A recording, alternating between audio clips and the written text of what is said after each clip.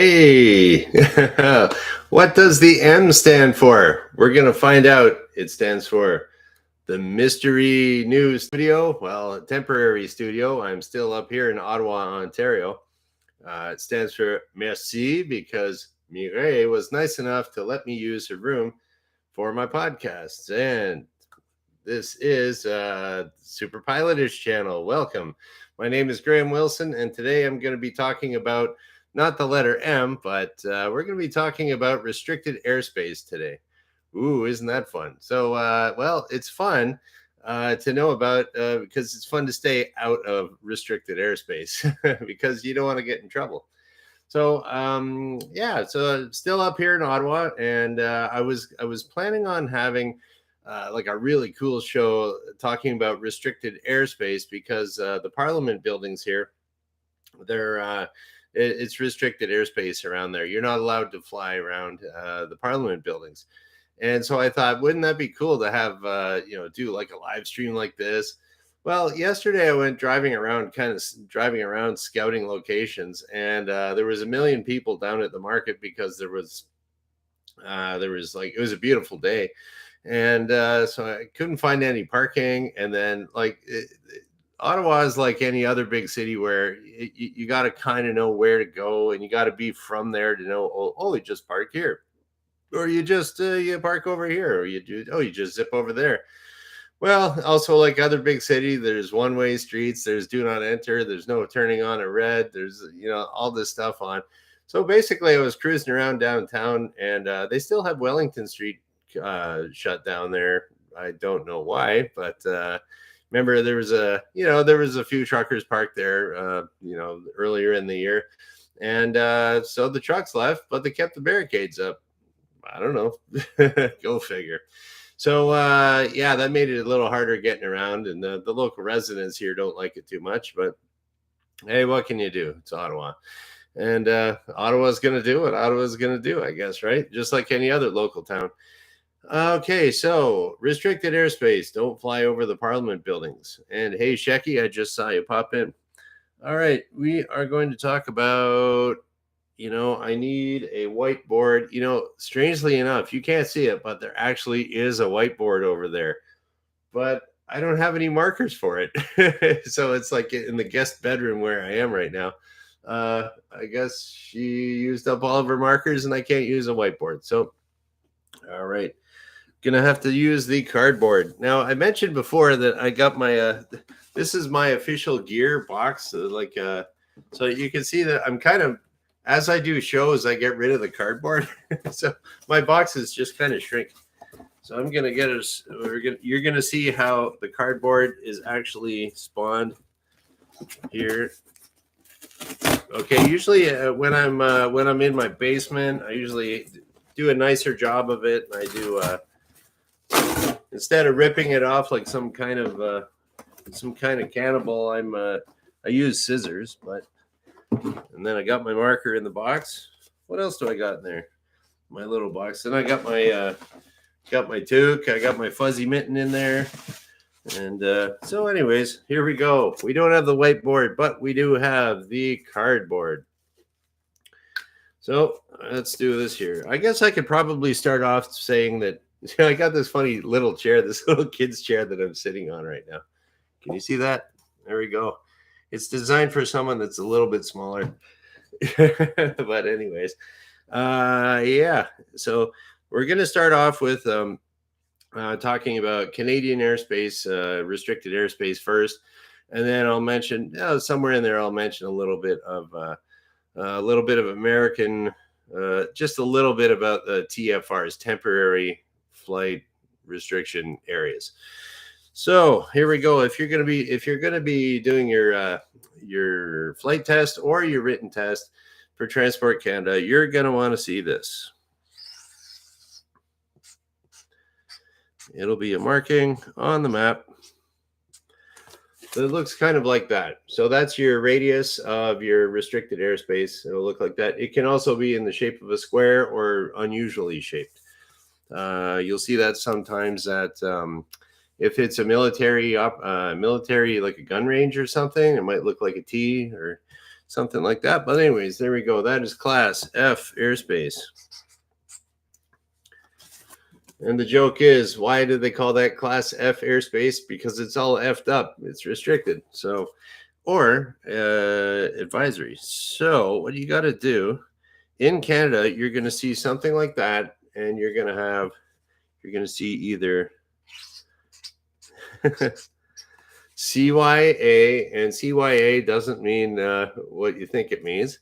It means it is, we got, what is that? CYA, CYR is restricted. Oh, advisory. So that means advisory, Class F airspace. But advisory airspace just means that, okay, you can fly through, but watch out.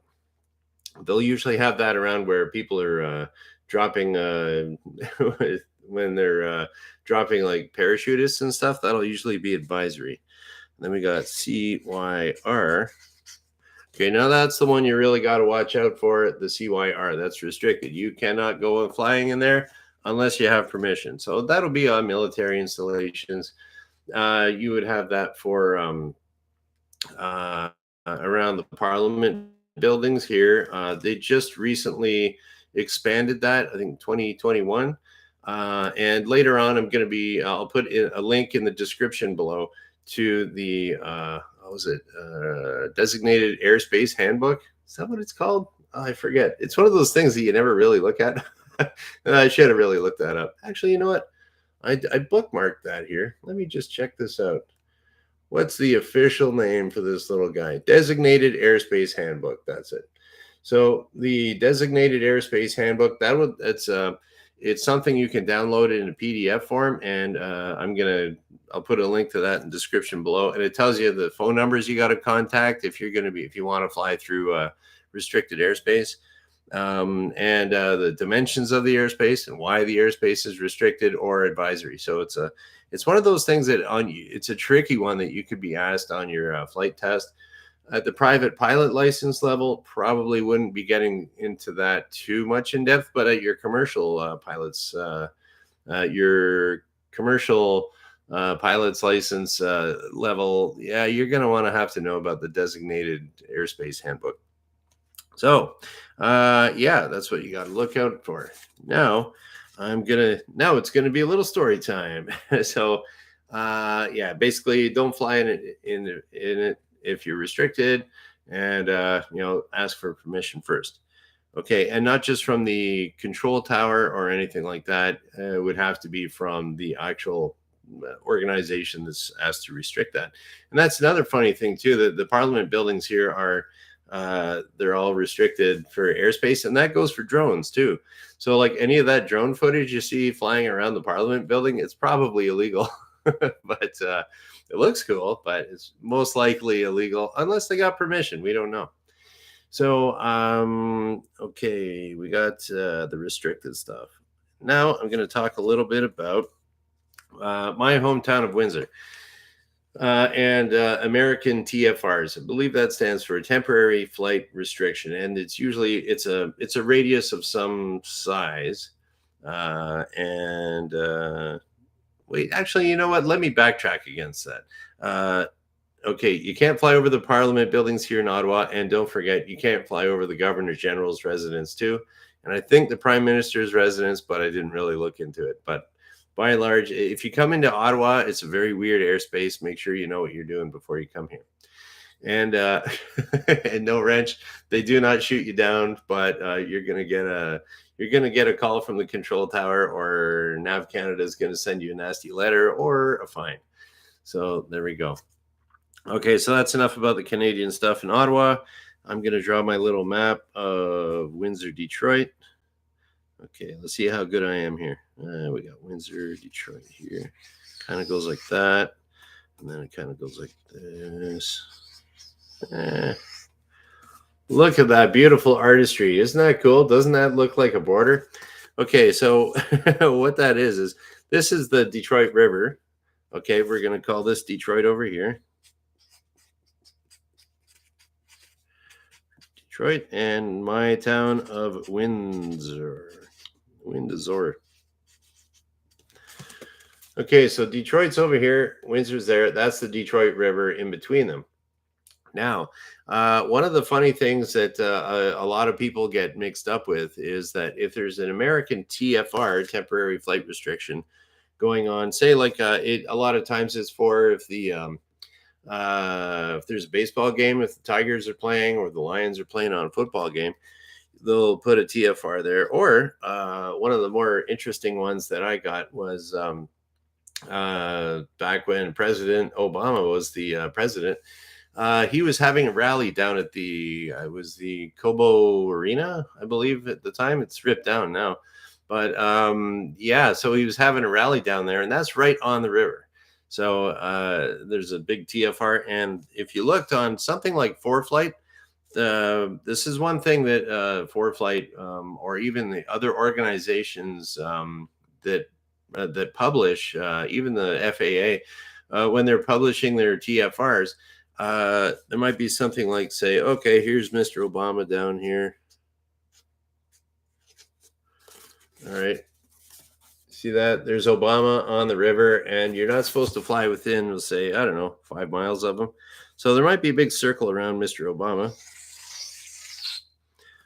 Okay, so you see the circle. That would be, hey, JLM, hello to you too. I see you popping in.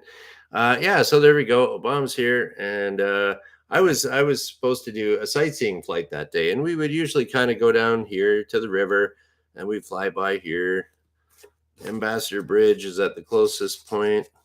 Okay, there's the Ambassador Bridge, and yeah, so we fly over here, and we just stay on the border. It goes directly down the middle of the river, so we're allowed to fly around here. But you can see, according to anything that you would see on American publications, they would say that, oh, this is a no-fly zone, just like this is a no-fly zone. But they don't account for. They just say, okay, here's your latitude and longitude, point, stick a circle around it with this radius. But this is Canadian airspace, so this has nothing to do. American rules don't have anything to do with what we do in Canada, just like our rules don't have anything to do with what Americans do, right? But you might see that, and if you are Canadian and you see that, and it's an American TFR, don't worry about it. We are our own sovereign airspace. And then yeah, and it's kind of cool that, yeah, so we were flying. I did the sightseeing flight, and we were going right down the river. And I said, okay, everybody, look down there. And Obama's down there. We might as well wave at him. And so we were like right across from Mr. Obama here. Let's do. There we go. So we were flying right down here across from Mr. Obama, and we were waving at him. I don't know if his Secret Service saw us or anything like that, but anyways, that was kind of cool. That made their day, the passengers' day, that we were that close to the president. So that's neat. And yeah, what else was I going to say there too? Oh, and when it comes to flying close to the border, I have because I'm in Ottawa right now, it got me thinking about this one guy that I went flying with. He was a very, very, I'm not going to mention his name because he's such a diplomat that I wouldn't, like, he's not, like, you would know his name if you heard him, but he's retired now. And he was, this diplomat guy was so slick. Like, it was just like one of the slickest, most diplomatic guys around. And he used to be, so, he was, I won't say his position, but high diplomat, and he was a former ambassador to a country somewhere. So, and he was doing a little work around Windsor when he went flying with me.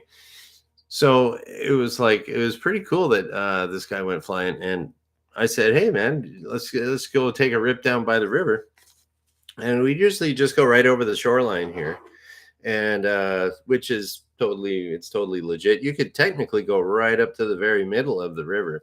That's the border, and you're allowed to fly in that. But this very diplomatic diplomat said, "Oh, well, I think we'll just stay a little bit further back from the border, not to cause any how would he put it, any controversial incidents, And the guy was just so slick like that. Hey, what do you think about the prime minister? well, blah, blah, blah. The position of Canada is to do this. It was just like he was totally non-political. I am a bureaucrat. This is what I do. I'm diplomatic. I don't say things good or bad. I am yay pro Canada. And we also have to realize that, well, other countries have their own customs and traditions. It was just like this guy was like, it was, I don't know, it's almost like a movie character or something. This guy was so slick. Really nice guy. And yeah, so he wanted to stay a little bit further back from the border, just, and you can kind of see that if with some guy that's gets falsely accused of flying too close, and maybe on the radar it might look like we popped into American airspace even though we didn't, we weren't there. And then it could be in the scandal. So I understand why the guy wanted to stay back from the border. And that was kind of neat. And yeah, it's got me thinking about that here in diplomat land. And yeah, so that's about it for today. I'm going to be, after this, I'm going to hop in the car, and plan is to go down to, there's this place that sells fantastic cheese curds. It's called, in English, they call it St. Albert. The French around the area would call it St. Albert. And it's a little bit of a drive from Ottawa, but I'm going to go get some nice fresh cheese curds. Yeah, you betcha, man. St. Albert cheese curds. Yeah, that's right. And that's right, Harold Cheeseburger. We're making poutine. Poutine. Yeah, if you don't know what poutine is, or poutine, however you want to pronounce it, it's basically you get your French fries and then you get your cheese curds, and you dump a whole bunch of gravy over top. And make sure it's nice and salty too. That's the best part. And like you can feel your arteries just going. It's totally awesome. So, anyways, gonna get some really good cheese curds, and they're best when they're fresh. So if they're really, you can tell you have fresh cheese curds if you bite into them, and they kind of squeak, squeak, squeak, and like that's a good fresh cheese curd. And yep. So there we go. Healthy gravy. That's right, Ranch. Okay. And so hopefully you learned a little bit, just the tiniest amount about restricted airspace today. And like I said before, I'm going to put a link in the description below to this really weird designated airspace handbook that you now it might, I'm not sure if it gets updated from time to time, so you got to watch that. Watch for that if you're flying around, and if you're a passenger or something, don't worry about it. Your pilot's got it covered, I'm sure. If you're doing it for a job, you better have it covered. So anyways, that's about it. So I don't really see a whole lot of questions here. And yeah, so I'm going to go get that. And then where will I be on Wednesday? I don't know, but I will be here on Wednesday at noon, because I do this Monday, Wednesday, Friday at noon. And we're going to shut her down here. Very cool. Yeah. All right. Thanks to our guest that let me use her room as the studio. And merci, Mireille. And we'll shut her down. Thank you for watching. Bye.